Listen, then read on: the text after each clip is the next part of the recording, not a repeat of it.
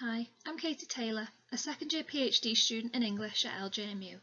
My paper will look at one aspect of my research project on the Brownies Book, the first magazine for black children in early 20th century America.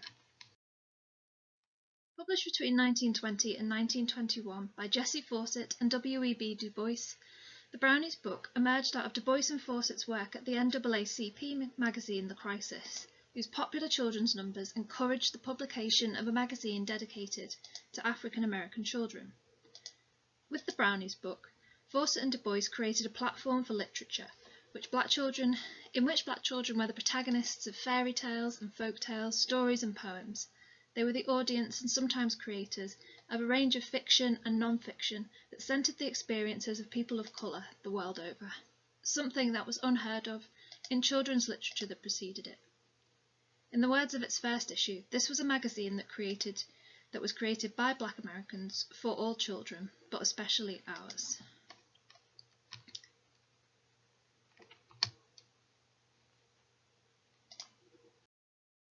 In this paper, I'll examine one of the ways the magazine spotlighted the experience of the black child, considering how birds featured as allies to the readers.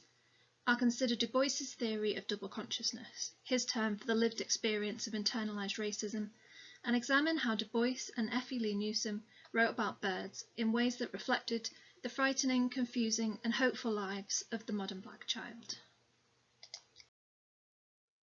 Du Bois wrote about double consciousness in his book, The Souls of Black Folk, where he described being black in America as having the sense of always looking at oneself through the eyes of others, of measuring one's soul by the tape of a world that looks on in amused contempt and pity.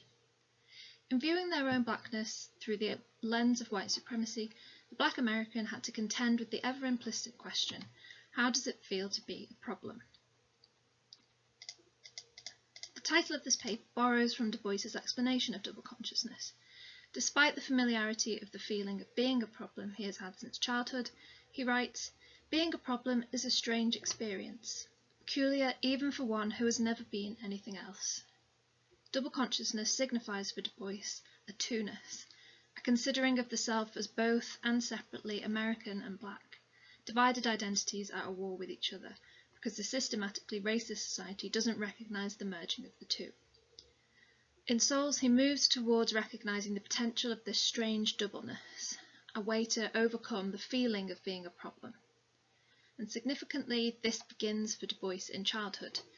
Michelle Phillips argues that it is in children's literature that Du Bois put into practice the potential of double consciousness, a way for African Americans to use their sense of two-ness to move beyond the feeling of being a problem. And if this feeling emerged in childhood, then it should be countered in childhood. Du Bois's attempt to do this was in his running column to the Brownies Book called As the Crow Flies. This was a current affairs column reporting on US and global news and politics in two sections that were separated by a short narrative paragraph in the voice of the eponymous crow. The crow, we learned, flies across the world and America searching for news to report back to the Brownies Book readers. Usually the division of the crow's intro and the news is divided by a font difference and a line which separates the two sections. The crow appears twice in the column, once before global news and once before the US news sections, which then follow this sub-bullet pointed list. There is a difference in tone between the sort of straight reporting of the crow's introductions, which are the straight reporting of the column and the crow's introductions. And the crow's introductions are often emotive, sometimes poetic, sort of musings on nature or the crow's life and travels and experiences of the world. The crow's introductions are short snippets of narrative that don't tell any sort of linear story across the columns and the issues, but they offer a brief commentary on the crow's travels, moods or observations. They're not usually directly about the content of the news section, although there is sometimes a subtle relationship between what the crow expresses and what is reported. It's in these narratives that I argue that the strange and peculiar experience of the black child is reflected. The August 1920 opening gives a good sense of the way Du Bois's crow shifts between moods and tones, and reflects a complicated experience of the world. He writes, "Midsummer, dark green forests bow to light green waters. Blue skies kiss golden suns. Great sheets of rain swirl on brown and black lands. My plumage is dead black and sleek, and the whir of my wings is heard from Minnesota to Georgia as I fly and peer and cry and scream." Now this begins with a poetic musing on the summertime, the beauty of the landscape, moves to kind of mention the physical beauty of the crow, which is a kind of common to these columns, especially the earlier columns. The sort of beauty of the crow's blackness is often emphasised. Here as well, there's sort of a beauty of the sort of black and brown lands are mentioned. There's this kind of sense too of the kind of autonomy of the crow, and the power of the crow is kind of ability to be heard and seen wide and far. So this kind of emphasis on pride and visibility are kind of powerful messages for a young black reader. The crow's ability for freedom, as well as kind of observing and gathering knowledge of the land as he sort of flies and peers, is another kind of positive message. But the kind of final words that, and cry and scream, kind of render the passage a bit more ambiguous. Does the crying and the screaming of the crow refer to its volume? Are these the kind of cries and screams of a bird flying overhead, or is there sorrow and distress in the crow's voice? On one hand, this kind of unanswered passage is emblematic of how these narrative openings work. They stand alone, and there's not any sort of follow-up to the content here. There's no explanation. The second paragraph in which the crow speaks in this column is different again. So that ambiguity, that kind of snapshot of a quickly shifting emotion, quickly shifting content, shows how this kind of strange and peculiar experience of life can work. Significantly though, it's not the crow as a problem that is emphasised here. The kind of first line of the reporting that comes directly after this paragraph says, "Still there is war." And then DuBois writes about the Polish-Soviet War, the dying of children and babies in Eastern Europe, and draws attention to America's accountability in the war, the supplying of ammunition. So the crow's crying and screaming here then perhaps does read as distress, but it is not a distress that's born of his own existence, but of problems that he witnesses. So here DuBois tells young black readers that there are reasons to despair, but the focus is not on them as the source of that trouble.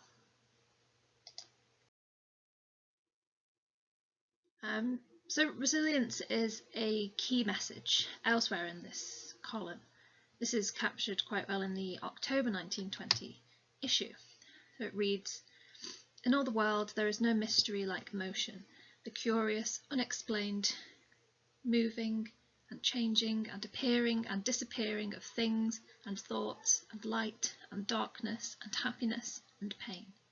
I, the crow, move and move and move, swiftly, slowly, but always." So here we see the kind of repeated oppositions that the crow explains under this kind of mystery of motion, all these kinds of movement back and forth between opposing forces, suggesting the encountering of a two-ness, of moving back and forth between two poles, that is reflective of the overall structure and setup of the column, the crow moving back and forth from America and the rest of the world, encountering good news and bad news, and experiencing joy and sorrow and happiness and pain. And the dragging repetition of this move and move and move suggests a tiring, the tiring of the crow through all of this movement, his exhaustion with travel, and sort of what he's seeing is expressed at different times throughout the run of this column as well. But the reader in here is offered solace despite the sort of wearying of their guide. Although this carrying on may feel dragging, the crow's movement is swift, slow, always. The crow moves, sometimes quickly, sometimes slowly, but significantly, always. And perhaps it's also possible to keep moving under the strange, peculiar burden of being black and American. The black child reader's experience of being a problem is never the focus of these columns, but the crow does see and show the reader problems, knows what it is to experience problems, but keep moving is what he seems to say. So I'm interested in how the crow, as a figure from the natural world, is a figure Du Bois employs to help children navigate these difficult topics and their own difficult emotions.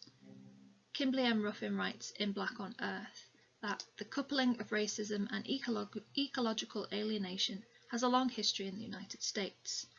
She writes also of a burden and beauty paradox, of trying to reconcile the environmental suffering of Black Americans with the experience of finding solace in natural beauty. This is an undeveloped area of my research at the minute, but I can begin to see how we might read the crow as part of this sort of burden and beauty paradox. This is not so much about environmental suffering, but the crow as a sort of fictional figure who expresses his relationship with the world, both natural and man-made, as both beautiful and burdensome. We've seen that in the quotes I've shown already, so the beauty of the natural world, the problems of human activity, and the crow's mixed responses to encountering them. These are ideas that are repeated throughout the run of these columns, so the crow repeatedly celebrates the beauty of nature and the world, but nature doesn't offer as much solace as it might. And this is something that we can also see in Effie Lee Newsome's work. So Newsome was a regular contributor to the Brownies Book, and she was also a quite prolific children's and nature writer, and she wrote mostly short poems in the Brownies Book and continued to write nature poetry and fiction for children. I'm going to look at one article and a poem that she wrote for the Brownies Book here. So in an article called The Birds at My Door, Newsome writes about encountering birds at her country home. It's in part a sort of nature piece that has educational purposes. She names different species of birds. She points out features which is, about how to distinguish a male and a female hummingbird. And she also expresses the joys of watching nature, of encouraging and the experiencing of these joys. The column also kind of regularly highlights the sorrows present in observing nature. Here, birds are variously trapped in parts of the house, and Newsome sort of describes their distress, their appearance up close turned strange and queer compared to the beauty of seeing them in flight. And in longer passages, she speaks to how sort of quickly nature's joys can turn to sorrow. In this one, for example, she writes, "A most amazing sight met my eyes. I found the nest of a mourning dove.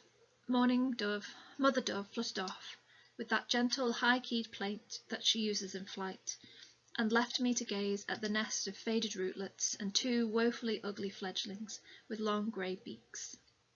Their shallow nest was on a particularly damp-looking spot of earth. After one recovered from the shock of finding the brood on the ground, one's heart filled with pity. The sight was so cheerless." Now, Newsome's writing differs from Du Bois's crow in obvious ways. She is writing directly about nature, not creating a character to navigate other topics. And nature is inherently made up of both beauty and struggle in ways that much sort of nature writing captures.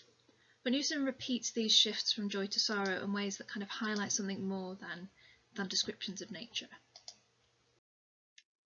Near the end of The Birds at My Door, she writes of sparrows. So she writes, "Ever ready to make cheer, the song sparrows would seem to live a life free from trouble.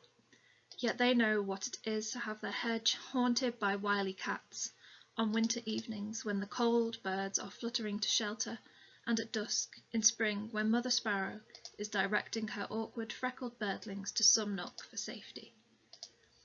Here, birds know what it is to be unsafe in their resting places. There are attempts of the mother to kind of shuffle her brood to safety.